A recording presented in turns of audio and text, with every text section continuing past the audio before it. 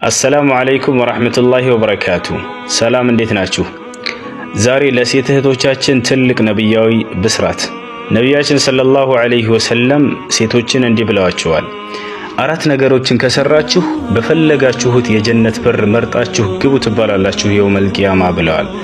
ሐዲስ ላይ ነቢያችን ሰለላሁ ዐለይሂ ወሰለም እንዲህ አሉ። إذا صلت المرأة خمسها وصامت شهرها وحافظت فرجها وأطاعت زوجها قيل لها ادخل الجنة من أي أبواب الجنة شئت. ሴት ልጅ 5 አውቃት ሶላቷን ከሰገደች የረመዳን ወሯን ከጾመች ብልቷን ከጠበቀች ባሏን ከታዘዘች በምትፈልጊው የጀነት በር ግቢ ተብላ የውመል ቂያማ አላህ ሱብሓነሁ ወተዓላ ያስመርጣታል አሉ።